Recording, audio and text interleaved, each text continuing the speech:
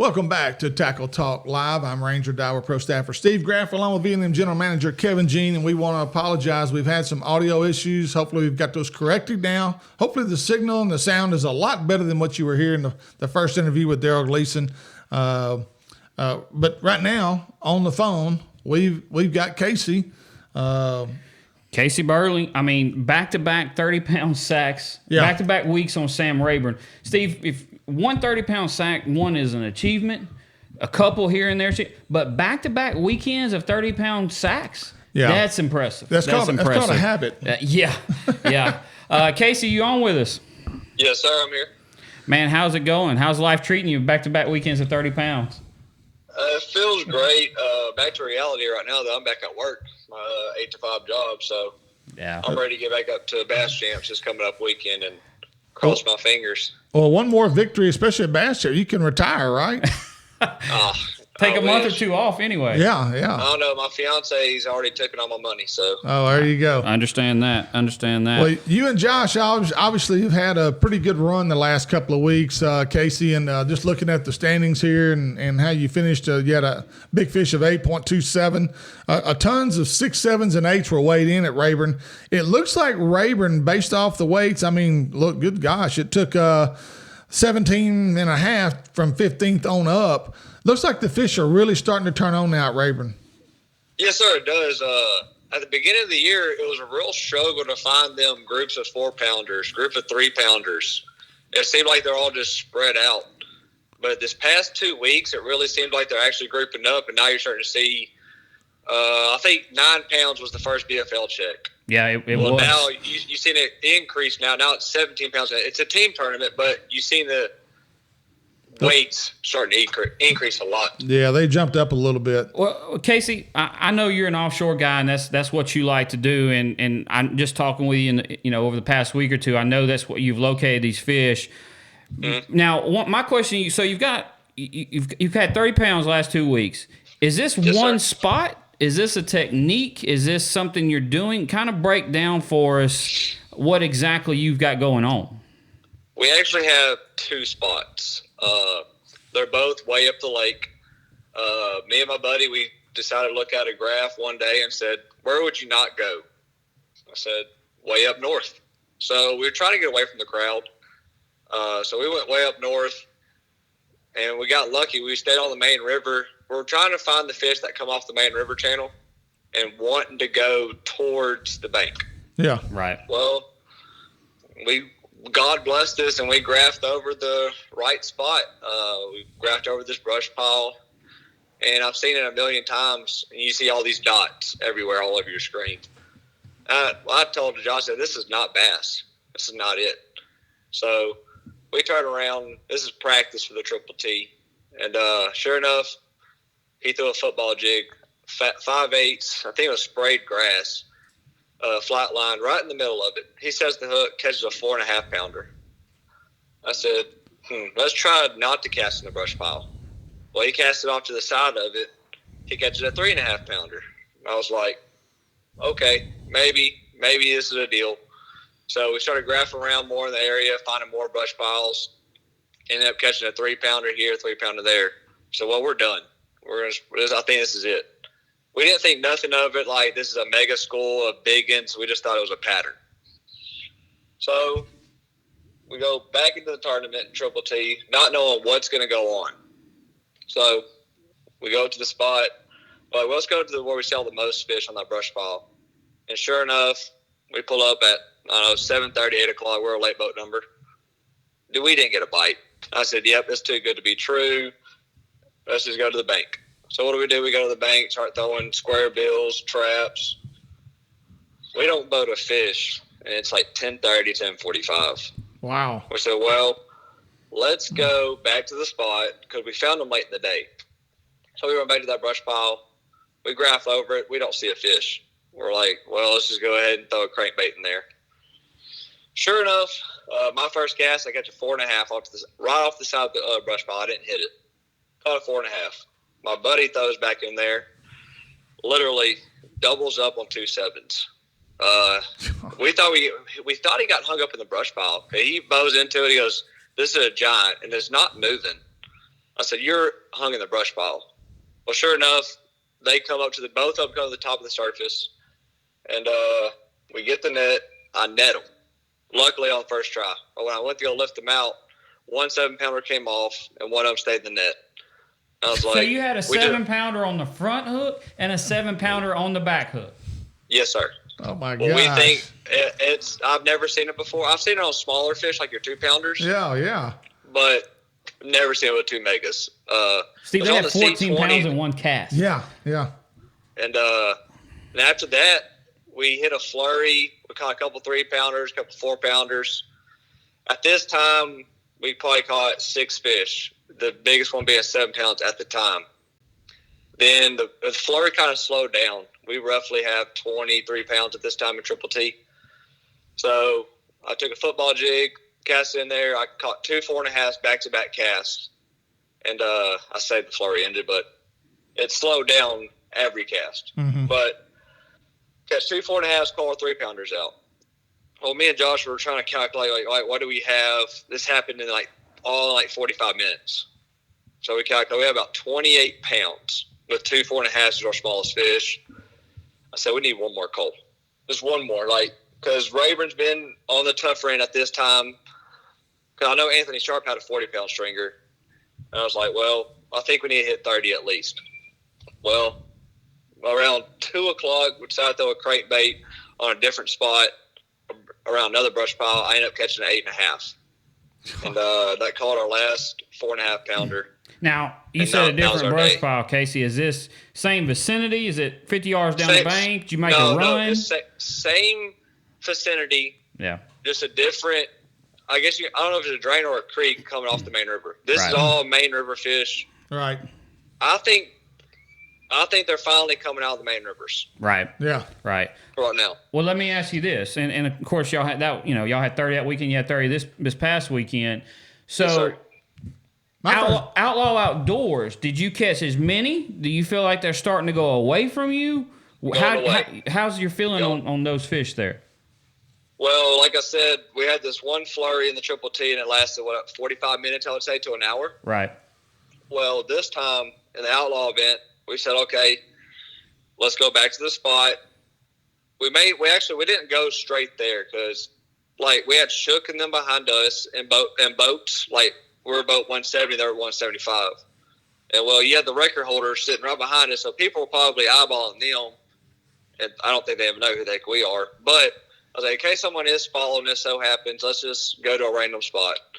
So we go to a random spot, and we don't catch nothing. That took some guts, Steve, because I would have been a nervous wreck thinking somebody was going to beat me to my spot. Yeah, because those are the kind of spots, my luck has always been, somebody else is going to find this besides me. Yeah. And, it was because we had people come on top of us in Triple T. Yeah. I'm talking, I have pictures. I hate to say, but I took some pictures of some people.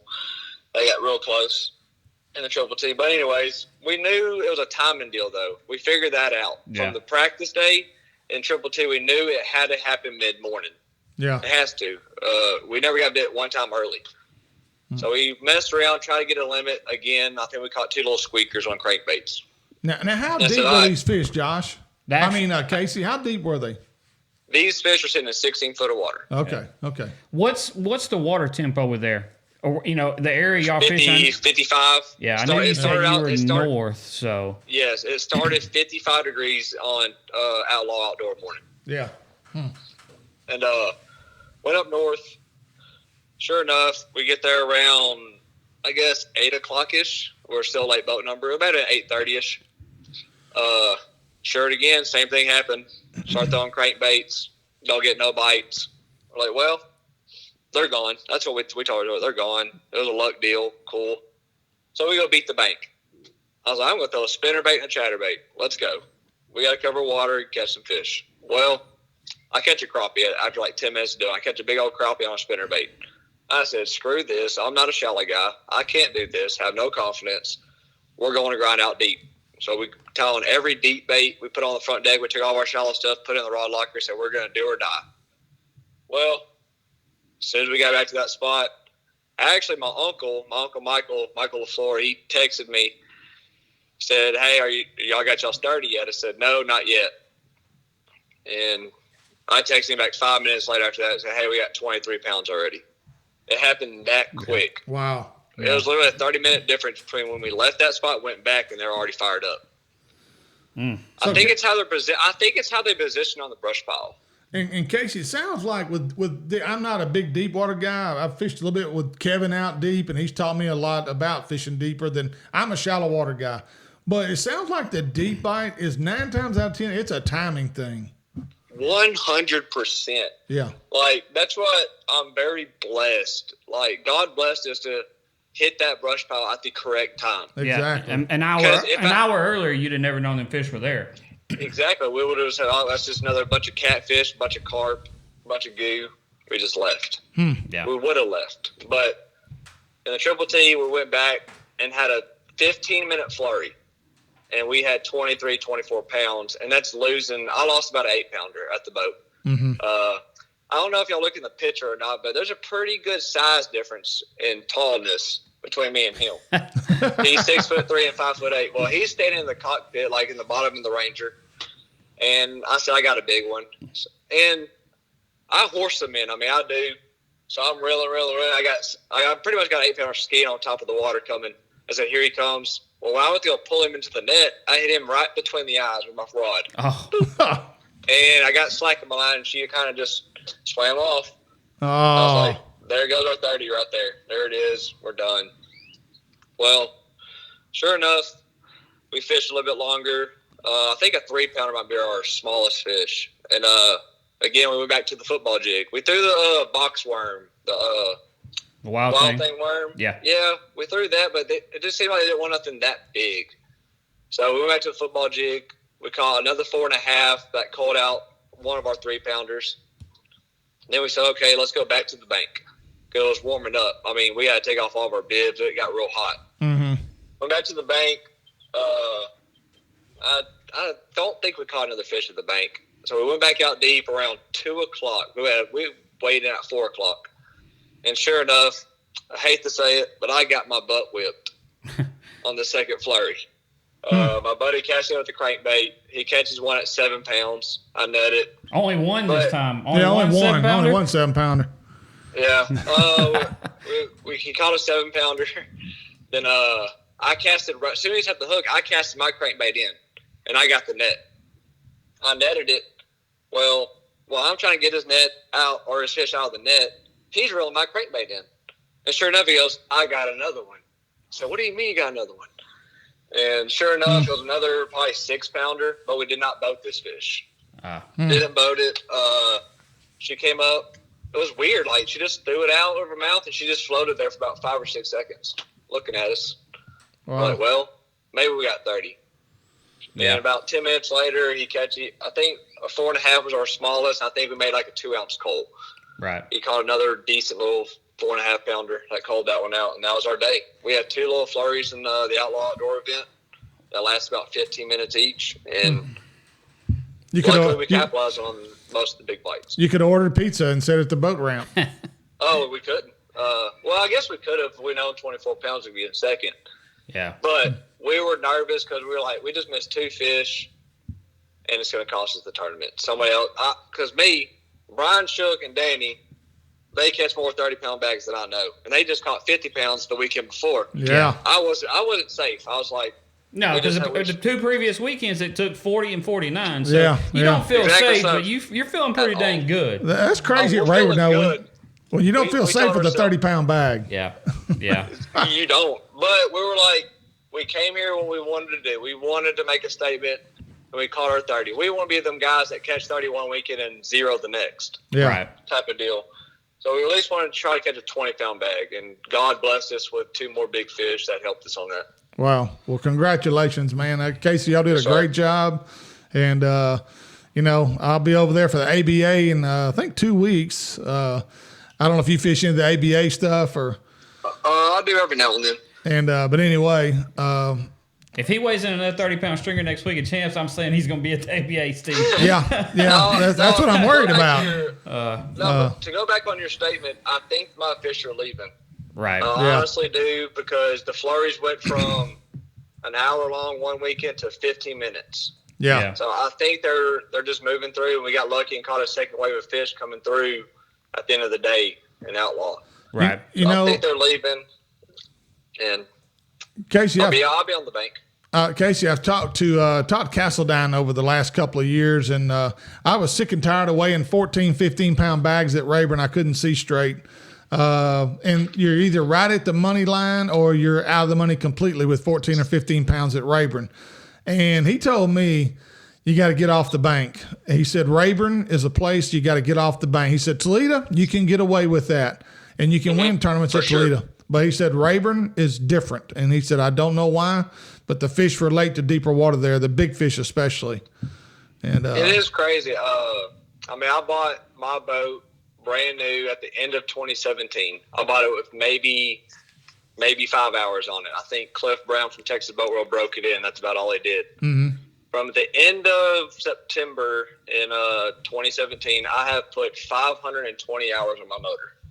Wow. And roughly 2.5 years. And I put a lot of time on the water. Me and Josh have.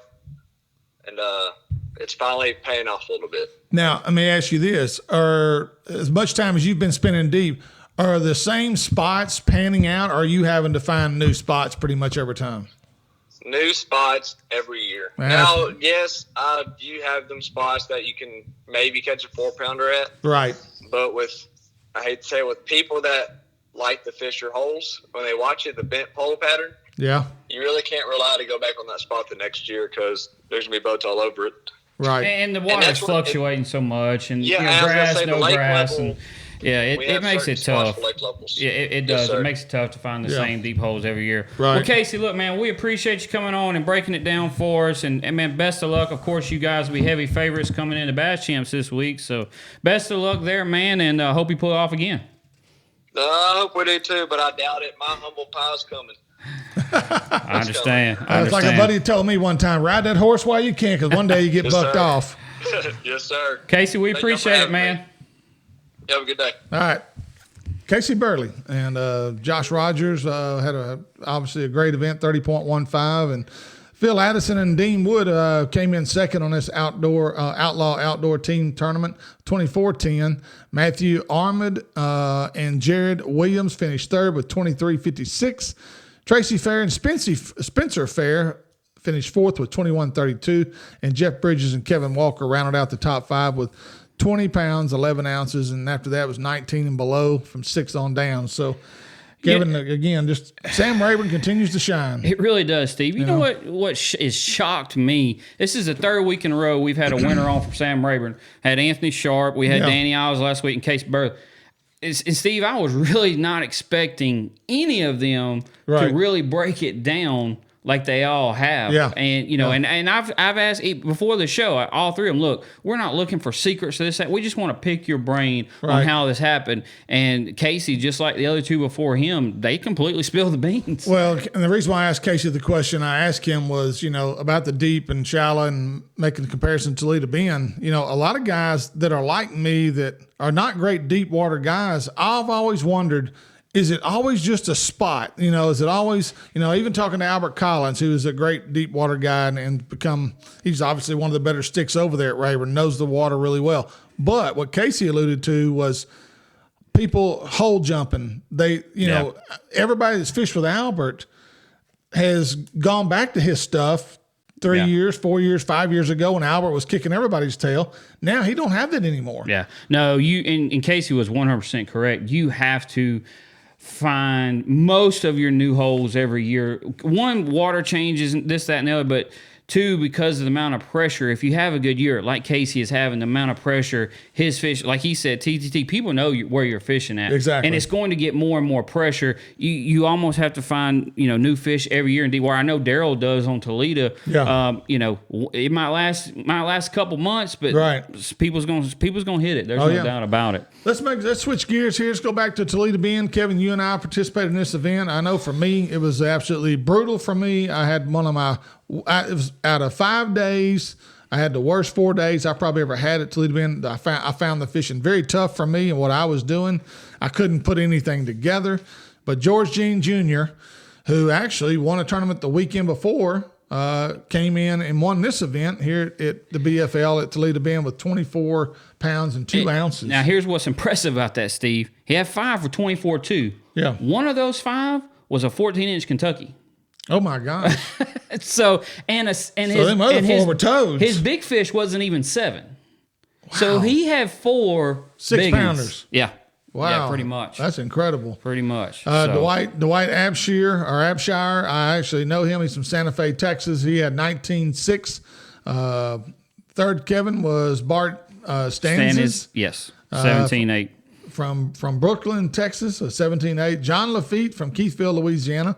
I'm not too sure he's not a pitching coach. You asked me before who a pitching coach is.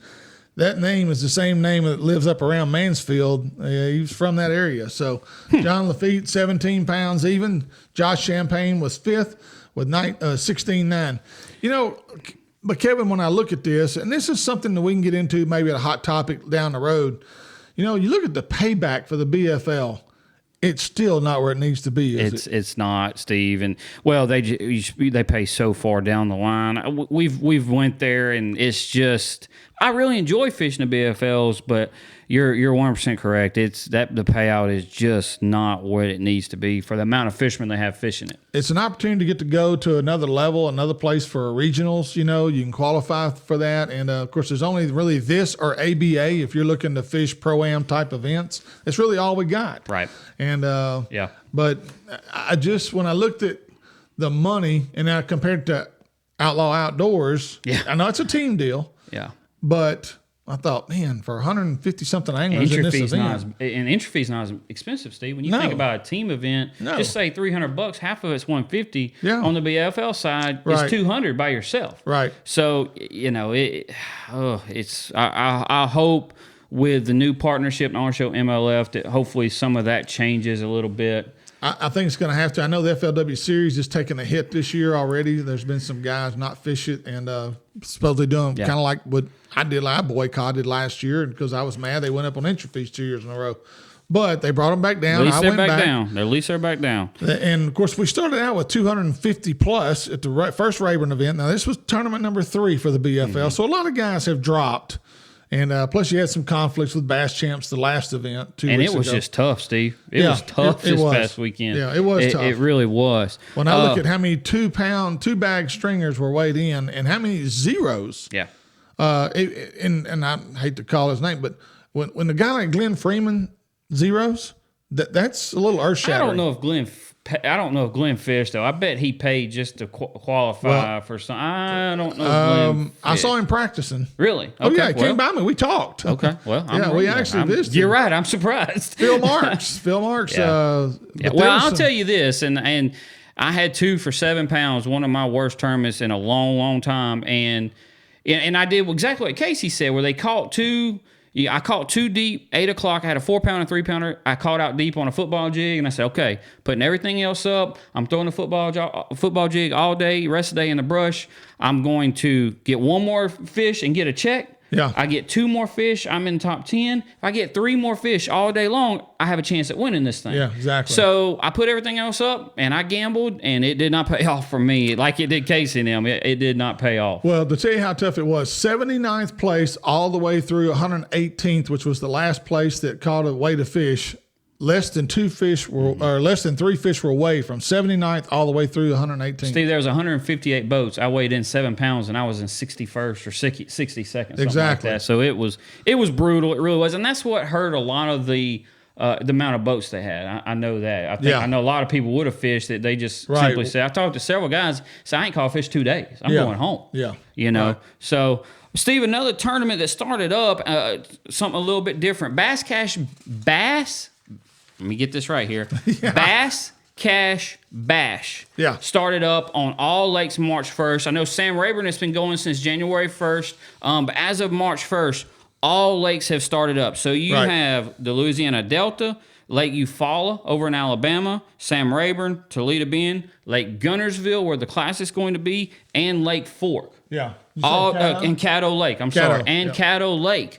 So all of those events, all of those lakes are underway. So for those of you who don't know, Bass Cash Bash is a tagging system. Depending on which lake, depends on how many number of tags. Also depending on, like Sam Rayburn and Toledo Bend have a boat tag, have a truck tag. Caddo Lake I know has a boat and truck tag. No, it only has one. It has a boat tag. Yeah. It has a boat tag.